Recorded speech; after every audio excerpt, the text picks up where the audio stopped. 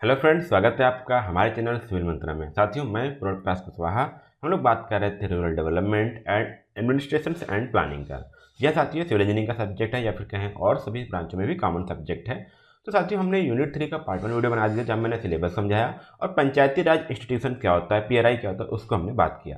फिर उसके बाद अगला टॉपिक हमारा आ जाता है। हम आज बात करेंगे emergence and growth of Panchayati Raj institutions in India. साथियों, इसमें हम बात करने वाले हैं जो हमारे डिफरेंट कमेटी जो हमारी गठन हुई थी, जो हमारे जन अवेयरनेस में आई थी, इसको ग्रोथ के लिए और इमरजेंसी के लिए, तो इसको आज हम बात करने वाले हैं। ठीक है, तो हम पहले यहाँ पे देख लेते हैं कि जो हमारा इवोल्यूशन कैसे हुआ पंचायती राज का, उसको हम यहाँ पे समझेंगे। ठीक है, तो कुछ कुछ अलग यहाँ कमेटीज थी, कमीशन थे जो धीरे धीरे फार्म हुई और इस पंचायती राज इंस्टीट्यूशन को यहाँ पे रोल में या फिर प्ले लाइफ में ले आई।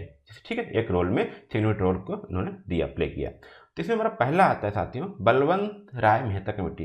साथियों, ये बिल्कुल शॉर्ट ब्रीफ है क्योंकि आप एक इंजीनियरिंग स्टूडेंट हैं तो आपको इतनी डिटेल पढ़नी नहीं है, जस्ट आपको एग्जाम पास करना है। इसी हिसाब से मैं ये वीडियो बनाया हूँ। बाकी यदि आप डिफरेंट हो, यदि आप इसको डिटेल पढ़ना चाहते हैं तो अदर वीडियो या फिर पीपीटी डाउनलोड करके या फिर अदर सोर्सेज से आप इसको डिटेल में पढ़ सकते हैं। ठीक है, क्योंकि एग्जाम में भी आएगा तो आपको पूरा आएगा, तो आप एग्जाम में भी छोटे छोटे आपको लिखना पड़ेगा। तो उस हिसाब से मैं इतना ही दिया हूँ कंटेंट, ताकि आप एग्जाम में अच्छे से लिख पाएँ।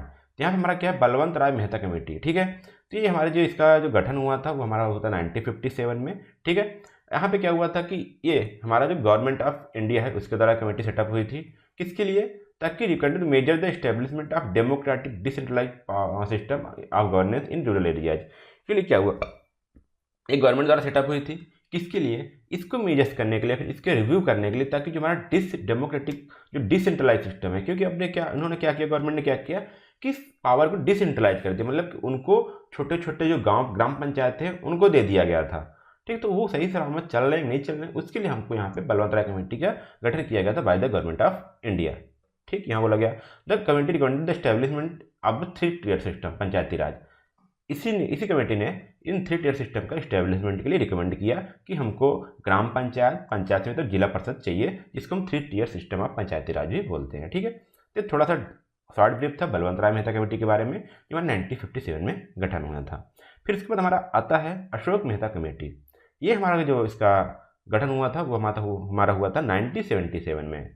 इसका क्या किया, देखिए सारा चीज़ वही रहेगा, थोड़ा सा इन्होंने और चीज़ क्या बोला कि यहाँ पे The committee was set up to the review and functioning of Panchayati Raj institution and suggest to measures for their revitalization, मतलब कि इसको बंद नहीं करना है, इनको रिविटलाइज करने के लिए इसको गठन किया गया था। ठीक है, उनमें क्या क्या चेंजेस हो सकती हैं, कैसे उसको अच्छे वर्क में लाया जाए, वो हमारे यहाँ पे अशोक मेहता कमेटी द्वारा किया गया था। द कमेटी रिकमेंडेड दैट जिससे हमारा जो रेगुलर इलेक्शन, मतलब सही टाइम पे हमारा इलेक्शन हो, जैसे होता था ना कि पंचायती राज में हमारा क्या हुआ, ग्राम पंचायत हर 5 ईयर्स पे के टर्म होता है, उसके बाद वहाँ पे एक इलेक्शन होता है जहाँ पे हमारे ग्राम पंचायत चुने जाते हैं। ठीक है, तो वो चीज़ यहाँ पे होता है।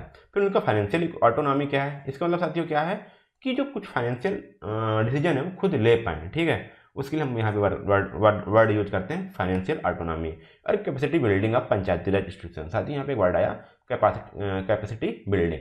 इसका मतलब क्या है कि उनके पास खुद की क्षमता हो, उनकी क्या क्षमता है, कितने रिसोर्सेस हैं, उनमें क्या क्या उस ग्राम पंचायत में या फिर क्या तीनों टीयर्स में क्या उनकी क्षमताएं, क्या स्किल्स हैं, क्या सारी चीज़ें उनकी क्षमताएं हैं, मतलब क्या स्किल्स हैं और क्या वो स्किल डेवलप कर सकते हैं, क्या इंप्लीमेंट कर सकते हैं, उनके बारे में यहाँ बात करती है अशोक मेहता कमेटी को। वह क्या करते हैं, उनके मेजर करते हैं। ठीक है, उसको मेजरमेंट करते हैं। ठीक है, तो अशोक मेहता कमेटी का तब गठन हुआ था। फिर इसके बाद हमारा आता है थर्ड में जीवीके राव कमेटी, जिसका हमारा गठन हुआ था 1985 में। इन्होंने क्या किया, सेम चीज़ वही था, आप देख सकते हैं। इन्होंने क्या किया कि जो बलवंत राय मेहता कमेटी थी उसको उसके रिकमेंडेशन को इम्प्लीमेंट करने के लिए, रिव्यू करने के लिए इस कमेटी का गठन हुआ था। किसकी? बलवंत राय मेहता कमेटी, जिसकी हम बात करें, पहले बात की तो बलवंत राय का, तो उसके बाद अशोक मेहता। अब इसके रिव्यू, इसके इम्प्लीमेंटेशन का, इसके यहाँ पे कहें कि रिकमेंडेशन के लिए हमने गठन क्या किया, जीवीके राव कमेटी का गठन हुआ था। ठीक, और क्या किया, to suggest the measuring of strengthening Panchayat Raj institution. Panchayati Raj institution जो पीआरआईज थे उनको और उनको मजबूती देने के लिए इस कमेटी का गठन किया गया था। इसमें फिर वही सारी चीज़ें क्या है, the committee recommended the measures such as greater devolution of power, मतलब डिवोल्यूशन से वही साथ बात है कि डिसेंट्रलाइज, ये फोकस किया कि पावर को डिसेंट्रलाइज करने का, मतलब कि जो ग्राम पंचायत के पावर्स हैं वो पूरी तरह से वो काम में आए, अमल में आए। ठीक है, ऐसा नहीं कि हमने बस बात कर दिया, डिसीजन कोई और ले रहा है। ठीक है, तो उस चीज़ को अमल में लाना था। ग्रेटर डिवोल्यूशन ऑफ पावर्स था, फाइनेंशियल ऑटोनॉमी और stabilisation of the planning process at the local level. जो लोकल लेवल है, बिल्कुल जैसे ग्राम पंचायत हो गई, ब्लॉक लेवल हो गया, फिर जिला परिषद, बिल्कुल लोकल लेवल पर प्लानिंग को प्रोसेस करना कि हमको क्या चीज़ चाहिए, किस चीज़ की, किस रिसोर्सेज की आवश्यकता है, कौन से रिसोर्स हमारे पास हैं, किस चीज़ की आवश्यकता है, क्या कल्चर को इम्प्लीमेंट करना है, कौन सा हमारा कल्चर को हमारा डेवलप करना है। ये सारी चीज़ें हमारी बात आती थी। जीवीके राव कमेटी में उन्होंने बात किया जो प्लानिंग करना था उसको प्रोसेस लोकल लेवल पर प्रोसेस करने की बात की गई हमारी जीवीके राव कमेटी में, जिसका गठन हमारा क्या किया था, बलवंत राय मेहता कमेटी के रिकमेंडेशन के लिए, इम्प्लीमेंटेशन के लिए किया गया था। फिर उसके बाद आता है हमारा फोर्थ में एल एम सिंघवी कमेटी जो 1986 में गठन हुई। ठीक है, देखिए बात कर सकते हैं ईयर की। 1957 के बाद 20 ईयर के बाद हमारा 1977 आया जिसमें अशोक मेहता कमेटी गठन हुई। फिर उसके बाद हमारा 1985, फिर जस्ट 1986 में हमारा एल एम सिंघवी कमेटी का गठन हुआ था। ये हमारा जो अशोक मेहता कमेटी था उसके रिकमेंडेशन या इम्प्लीमेंटेशन के लिए इसका गठन हुआ था, उसके रिव्यू के लिए इस कमेटी का गठन हुआ था। ठीक है, to suggest the measure of their effective implementation, ताकि जो अशोक मेहता कमेटी के जो मेन फंक्शन थे या फिर जो मेन मोटिव थे उसको आसानी से इफेक्टिव रूप से इम्प्लीमेंट किया जाए, उसको मेजर करने के लिए ये हमारा एल एम सिंघवी कमेटी का यहाँ पे गठन हुआ था। तो यह committee recommended the measure such as capacity building, हमने बात कर सकता है, और reservation of for seat of women, मतलब यहाँ पे वुमेन की महत्व दी गई, जो वुमेन मतलब कि जो महिला आरक्षण था उसकी बात की गई, उनको रिजर्वेशन दिया गया ताकि वो भी एक जो समाज में एक अच्छे रूप से रह पाएँ और उनका भी जो बातें हैं उनकी सुनी जाए। ठीक है, और establishment of constitutional status of Panchayati Raj institution, तो जहाँ पंचायती राज इंस्टीट्यूशन जो उनका कॉन्स्टिट्यूशनल स्टेटस है, जो उनको स्टेटस मिला हुआ है कॉन्स्टिट्यूशन में, संविधान में, उसको एक अच्छे प्रकार से इस्टेब्लिश करने के लिए हमारा एल एम सिंघवी कमेटी हमारा 1986 में सेटअप हुआ था। ठीक है, ये हमारा फोर्थ हो गया। फिर हमारा आता है लास्ट वाला, हमारा आता है पीवी नरसिम्हा राव कमेटी।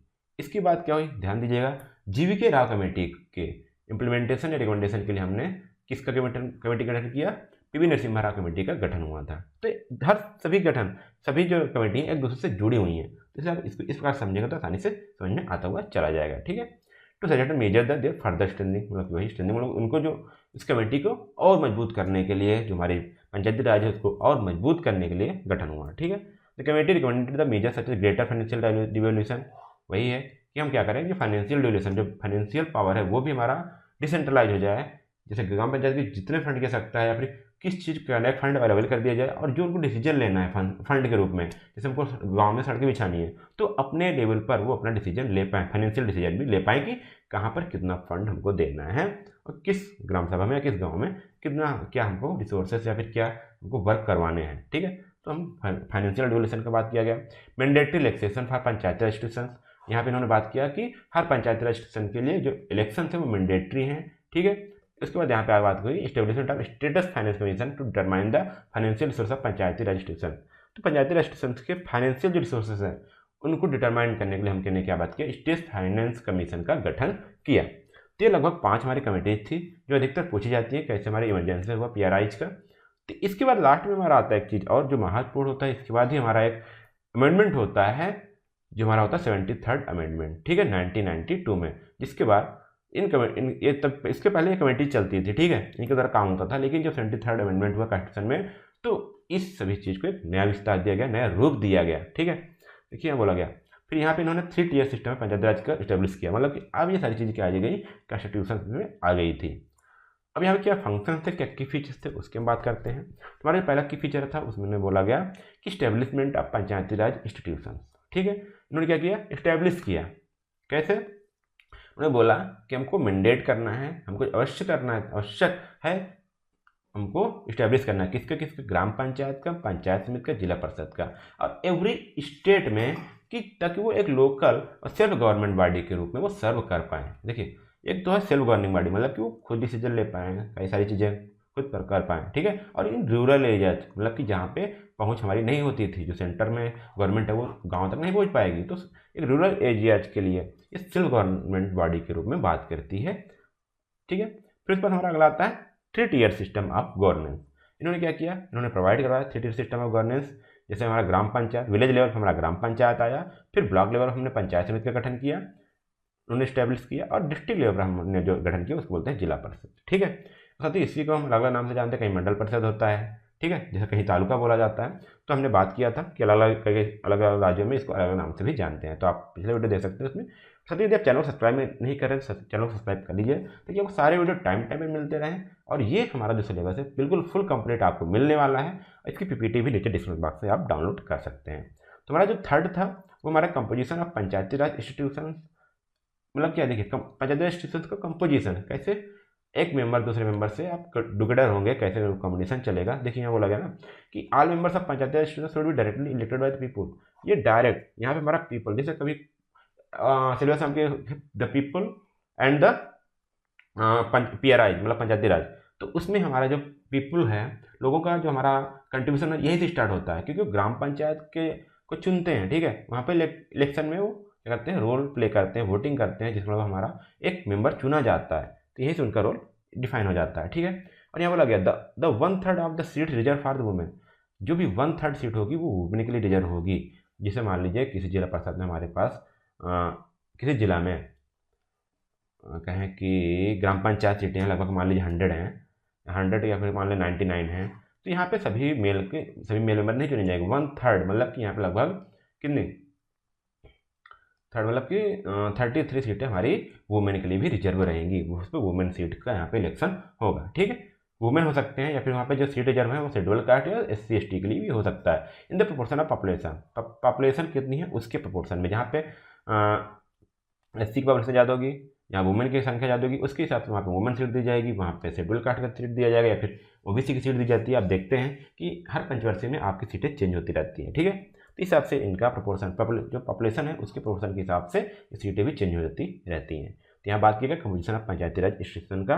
फिर अगला था power and function of Panchayati Raj institution. इसमें बात किया गया 73rd अमेंडमेंट में कि हमारा पावर क्या है और फंक्शन क्या पंचायती राज इंस्टीट्यूशन का, जिसको हमने पहले लेके बहुत बढ़िया से हर एक चीज़ को बताया कि ग्राम पंचायत का क्या पावर्स हैं, क्या फंक्शंस हैं, क्या सोर्स ऑफ इनकम है, ब्लॉक समिति का क्या पावर्स हैं, क्या फंक्शंस हैं और क्या उनके सोर्स ऑफ इनकम है, और जिला परिषद कैसे सोर्स ऑफ इनकम, कैसे रेवेन्यू जनरेट करती है और उनका क्या फंक्शन है, सभी हमने बात कर चुका था, ठीक है। तो ये हम वही बात करते हैं यहाँ पे पावर एंड फंक्शंस। इसमें क्या होता है कि डिवोल्यूशन ऑफ पावर, मतलब कि पावर को डिसेंट्रलाइज करना, मतलब कि एक छोटे लेवल पर सभी को बात करना कि वो सभी अपने हिसाब से क्या करते हैं, डिसीजन ले पाएँ, ठीक है।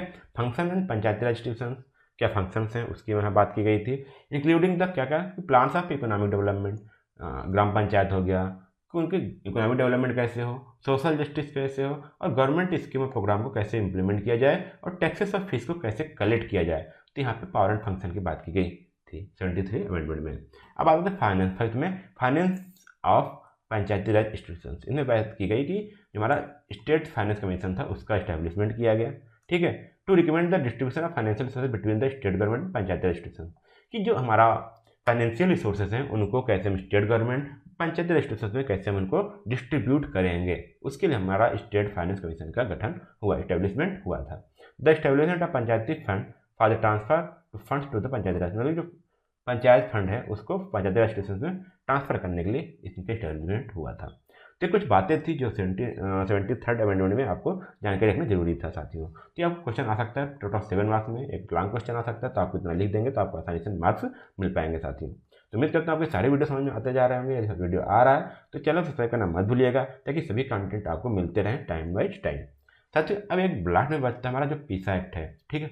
ये कभी भी मार्क्स में पूछ लेते हैं, सकता है आपको 2 मार्क्स में पूछ ले, तो आपको सिर्फ इतने ऑब्जेक्टिव लिख के आने हैं, ठीक है। और ज़्यादा लिखते हैं तब भी आप ऑब्जेक्टिव लिख के थोड़े से एक्सप्लेन कर देंगे तभी आपको मार्क्स मिल जाएंगे, ठीक है। तो PISA एक्ट क्या था, जो हमारे जो कॉन्स्टिट्यूशन में उसमें जो पार्ट 9 है उसमें एक प्रोविजन हुआ है, ठीक है। प्रोविजन था are not applicable to 5th schedule caste, जो 5th शेड्यूल कास्ट हैं एरियाज हैं, 5th शेड्यूल एरियाज उनके लिए एप्लीकेबल नहीं होती थी, ठीक। तो उसके लिए पार्लियामेंट में क्या हुआ कि उन्होंने इस पार्ट को और एक्सटेंड किया इन एरियाज के लिए, ठीक, with modification and exception it में भी स्पेसिफाई, ये मॉडिफाई किया गया और इसमें कुछ एक्सेप्शन भी है ताकि यदि जरूरत पड़े तो उसको हम अमल में ला सकते हैं, ठीक है।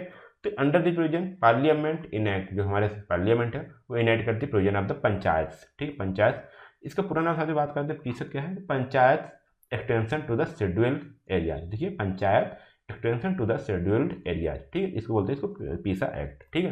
तो act probably known as the PISA act और द एक्सटेंशन एक्ट।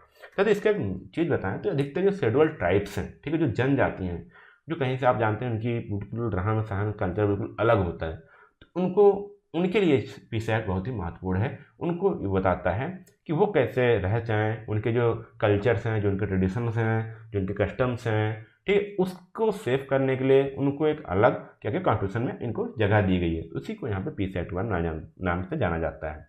तो ऑब्जेक्टिव ऑफ पीस एक्ट क्या क्या, ध्यान दीजिएगा। To extend the provision of part IX of the scheduled area. जो शेड्यूल्ड एरियाज हैं उनके लिए क्या हुआ, पार्ट 9 का प्रोविजन करना, ताकि उसमें एक्सटेंशन लाया जा सके और कॉन्स्टिट्यूशन कुछ कुछ चीज़ें ऐड की जा सके उनके लिए भी। और बोला गया to provide the self rule for the tribal population. Tribal जो जनजाति लोग हैं उनके लिए खुद वो अपना रोल कर पाएँ, क्योंकि साथियों उनकी लैंग्वेज अलग है।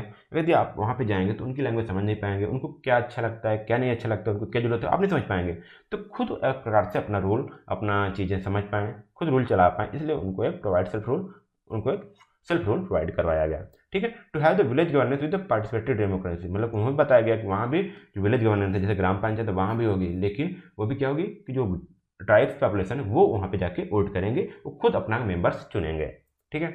To have the village governance with the participatory democracy हो गया। फिर हम बात करते हैं to have the participatory governance consistent with the traditional practices, मतलब कि वो गवर्नेंस जो हमारी गवर्नेंस है, जो हमारी गवर्नमेंट है, उसमें पार्टिसिपेट कर पाएंगे, लेकिन वो उनका जो ट्रेडिशनल प्रैक्टिस है उसी के हिसाब से उसको जारी रखते हुए उसमें प्रैक्टिस कर पाएँ, उसमें वो क्या कर पाएँ, उसमें शामिल हो पाएँ। क्योंकि आप जानते हैं कि नॉर्मल व्यक्ति एक जनजाति लोग हैं, मतलब कि जो घर में रहते हैं, एक है जो जंगलों में रहते हैं, उनका पूरा कल्चर अलग है, उनका डिसीजन अलग है, उनका रहन सहन अलग है, तो इसमें कैसे इन्वॉल्व हो, ये दिक्कत होती है। तो यहाँ भी बोला गया कि इसलिए इस एक्ट में यह बात की गई कि वो खुद ही अपने ट्रेडिशनल प्रैक्टिस में रहते हुए भी वो गवर्नेंस में पार्टिसिपेट कर सकते हैं। ठीक है। तो उनका कुछ अलग जो है वो सारी चीज़ बात की गई है वहाँ पे। फिर अगला बात, to preserve the safeguard traditions and custom of the tribal population.